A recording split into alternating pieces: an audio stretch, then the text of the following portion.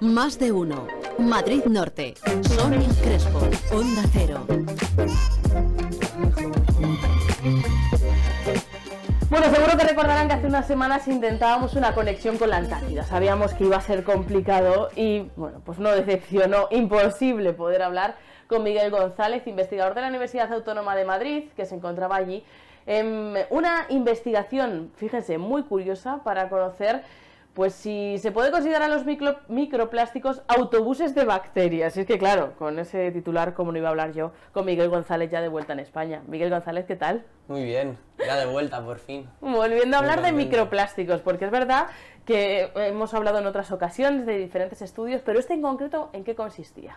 Este estudio se basa en buscar la presencia de microplásticos en la Antártida, en ese lugar tan remoto. Sí.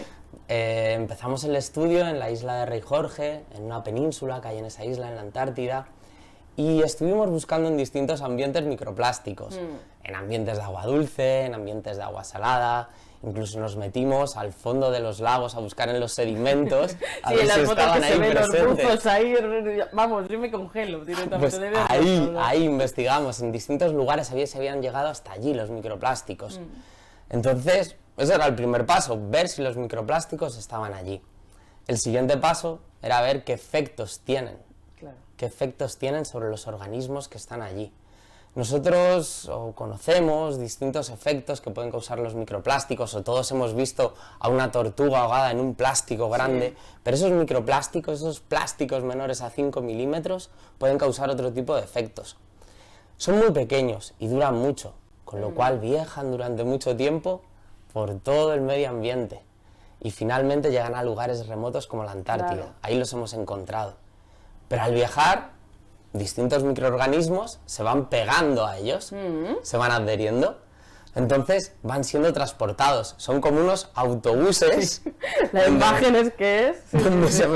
donde se van adheriendo los microorganismos y van viajando hasta la Antártida. Sí. Pero esos microorganismos que se pegan allí, en esos plásticos, y llegan hasta la Antártida, no son los mismos que estaban en la Antártida, son otros. Y eso puede tener consecuencias para el ecosistema, consecuencias sobre la diversidad. Pueden decir, bueno, pues aquí estoy a gusto y voy a empezar a conquistar este lugar. O consecuencias en entender cómo se mueven los microorganismos por el planeta. Y ya no solo los microorganismos, unos genes que nos interesan mucho, que son los genes de resistencia a antibióticos. Claro, aquí es que ya entra otro tema que me parece interesantísimo también. Este es otro tema. Entonces, esas bacterias tienen en su interior ese tipo de genes. Y esos genes, ¿por qué nos interesan? Porque son los genes que hacen a las bacterias resistir a los antibióticos que nosotros tomamos cuando estamos malos. Sí, un tema que está saliendo mucho a colación y es que es de mucha importancia, considerarlo. Eso es, se estima que en 2050 las muertes causadas por las bacterias resistentes a antibióticos van a ser incluso mayores que las causadas por cáncer. Entonces es un tema que tenemos que entender muy bien cómo este tipo de genes se mueven por todo el ecosistema, por todo el planeta. Y creemos que los plásticos son una de esas vías de movimiento, incluso haciándolos llegar a lugares remotos. Estamos todavía en ello, pero esa es nuestra hipótesis. Bueno, ¿y cómo has llegado hasta allí? ¿Cómo llegaste hasta la Antártida? Cuéntame cómo es el proceso. Pues el proceso es que yo había colaborado previamente con el grupo Antarplast, es un grupo de investigación uruguayo, y hablando con ellos de lo que vimos en nuestra primera campaña, estábamos muy interesados en entender si esos microplásticos eran los autobuses de los microorganismos. Y pedimos un proyecto a CONNAP y ATO, que es sacar una convocatoria anual, y conseguimos la financiación para esta investigación. Que no es fácil, ¿no? Que no es fácil, y de esta forma hemos logrado llegar hasta allí, la verdad. Y bueno, agradeciendo siempre al Comité Polar Español, que es una institución que tenemos que conocer, que nos ha apoyado y nos apoya en toda esta investigación. Como esa primera fase ya se ha cumplido, hace una semana estuvisteis recogiendo muestras, haciendo allí experimentos, todavía continuáis, bueno, pues ahora sacando las conclusiones de todo esto, pero ¿qué implicaciones podría tener en España? entender cómo se mueven estos genes de resistencia a antibióticos por el planeta, porque conocemos algunas formas de movimiento, se mueven pues a través del aire, se pueden mover, incluso pues somos personas que somos unos animales que viajamos en aviones y movemos muchas bacterias de un lugar a otro, pues estos genes de resistencia a antibióticos se mueven de estas formas, pero creemos que también a través de los microplásticos. Entonces, entender todas las rutas del movimiento de estos genes por el planeta es clave para combatir esto que puede venir, que las bacterias resistentes a antibióticos acaben siendo un gran problema en los próximos años.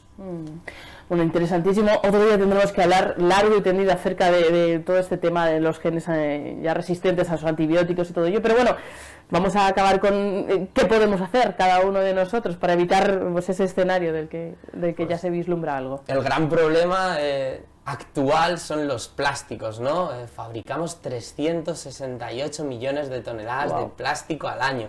Eso excluyendo todo lo que hacemos, todo lo que fabricamos para textil. Entonces, el gran problema es esa cantidad de plástico que acaba en el medio ambiente.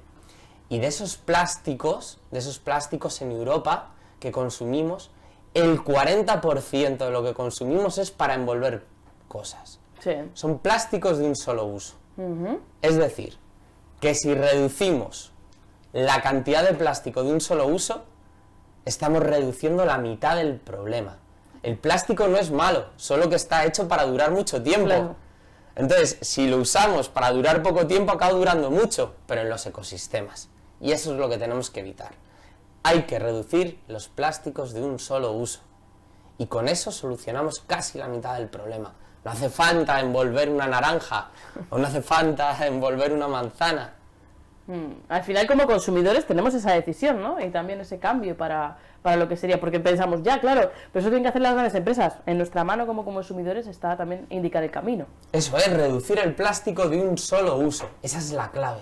Con eso destrozamos el 50% del problema, solventamos el 50% del problema, solo con ello. Muy interesante, seguro que podemos volver a hablar con Miguel, que siempre nos habla de microplásticos en distintas investigaciones, todas ellas muy interesantes. Miguel González, investigador de la Universidad Autónoma, gracias. Muchas gracias. Y hasta la próxima.